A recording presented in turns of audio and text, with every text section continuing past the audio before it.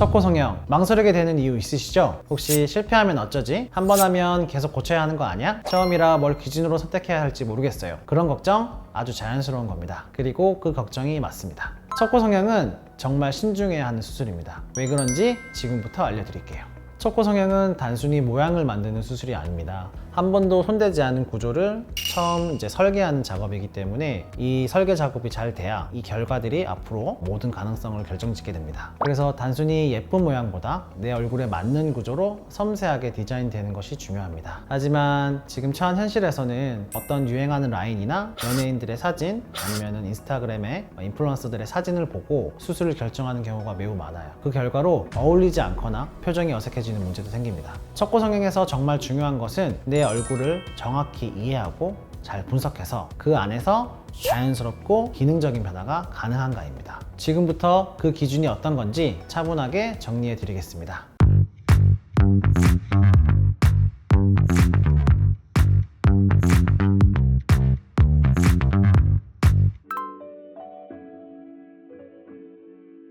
코 성형은 단순히 피부 아래 구조를 이렇게 높이고 모양을 바꾸는 게 다가 아니에요. 특히 첫 수술은 아직 한 번도 손상되지 않은 연골과 피부 조직을 다루는 작업이기 때문에 일종의 설계에 가까워요. 예를 들어서 코끝을 지지해주는 이 비주와 연골이 잘못 절제되거나 보형물의 위치가 비대칭하게 삽입되면은 그 구조는 다시 되돌리기 어렵습니다. 그리고 피부는 한번 이렇게 늘어나거나 유착이 생기면 원래 탄력성을 회복하기 힘들어요. 때문에 첫 수술은 단순히 변화를 만드는 수술이 아니라 앞으로 어떤 코를 만들어서 이 모양이 조화롭고 영구적으로 유지되어야 하는 중요한 작업입니다.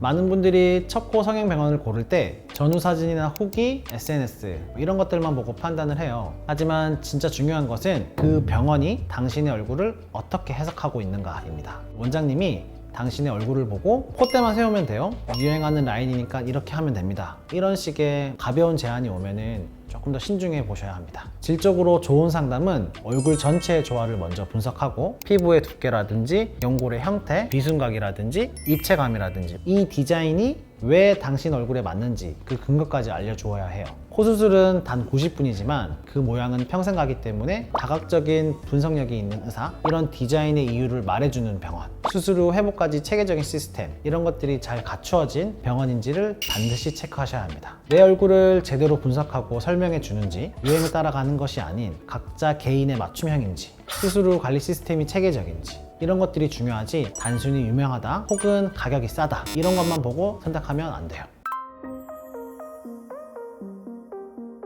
기본적으로 한국인들의 코 성형에 있어서 결국엔 코를 높이기 위한 방법에는 자가 조직 혹은 인공진피를 이용해서 자연스럽게 콧대 부위를 이렇게 높이는 방법이 있고요. 또 다른 방법은 실리콘이라는 보형물을 이용해서 조금 더 높고 화려하게 표현할 수가 있어요. 본인의 피부 두께와 얼굴의 구조, 원하는 디자인 방향에 따라서 재료의 선택은 달라집니다. 피부가 얇고 자연스러운 변화만 원하는 경우에는 자가 조직을 활용한 수술이 더 유리하고요. 반면 콧대에 명확한 라인을 만들어줘야 하는 그런 경우에는 실리콘 보형물을 활용하는 것이 좋습니다.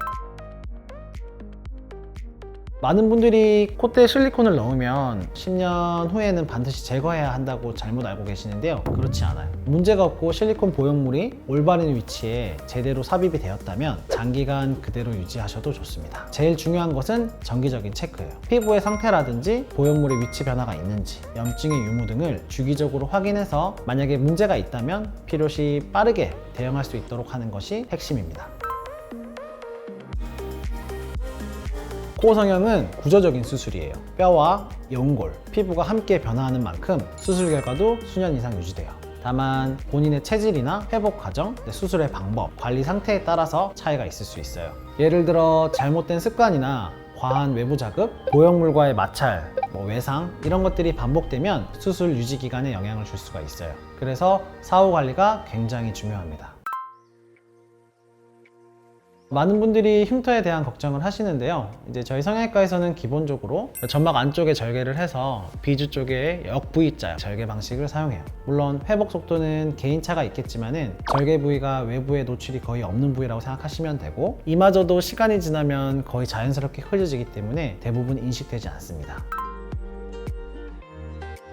코는 얼굴의 중심에 위치한 구조예요. 하지만 모양보다 중요한 것은 본인의 얼굴형과의 조화입니다. 똑같은 수술도 얼굴 형태에 따라서 그 방식이 완전히 달라져요. 대표적인 고민 유형 3가지를 예로 들어 설명해 드리겠습니다. 먼저 복코인데요. 코끝이 넓거나 둥글게 퍼져 있는 형태를 말해요. 이 경우에는 코끝 연골이 과도하게 발달돼 있거나 아니면 이 연골 자체의 모양이 많이 퍼져 있는 형태가 있고 피부 자체가 더 두꺼운 경우도 있어요. 대부분은 이런 모든 경우가 혼재된 경우가 매우 많습니다. 복코 교정 수술은 주로 코끝 연골을 정리하고 또 모아주고 필요시 이 피부 밑에 연부 조직도 제거해서 좀 코를 슬림하면서도 구조적으로 단단한 코끝을 만드는 방식으로 진행이 돼요. 다음으로 휜코입니다. 휜코는 단순히 외형 문제가 아니라 코 안에 중심을 잡아주는 연골인 비중격이 휘어있는 경우도 많아요. 기능적인 문제, 코막힘까지 동반이 됩니다. 이 경우엔 코뼈를 바로잡는 절골술과 함께 비중격을 함께 교정하여 뼈와 연골을 올바르게 맞춘 뒤에 고형물로 똑바로 삽입하여 균형을 맞추는 방식으로 수술이 진행됩니다.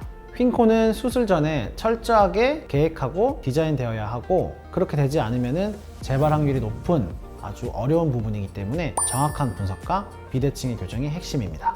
그 다음으로 낮은 코인데요. 대부분의 이제 코 수술하러 오는 사람들은 콧대가 낮아서 그래서 얼굴 중심이 이렇게 평면적으로 보이는 경우가 많아요. 이때는 코끝을 먼저 지지해주는 비중격 혹은 자가조직 연골로 이렇게 코끝을 연장해주고 콧등에는 자가조직이나 실리콘 등 개인의 조건에 맞는 재료를 선택해서 입체감을 부여합니다. 코 수술은 코를 단순히 높이는 게 아니에요. 얼굴 전체의 비율에 맞는 콧대의 라인이 더 중요해요. 즉 실리콘을 높게 올린다고 해서 코가 예뻐지는 것이 아니라 라인이 예뻐야 코 모양이 예뻐지는 겁니다. 같은 수술도 얼굴형과 구조에 따라서 전혀 다른 방식이 필요해요. 그래서 중요한 건 내 얼굴을 정확히 분석하고 거기에 맞는 디자인을 할 수 있느냐입니다.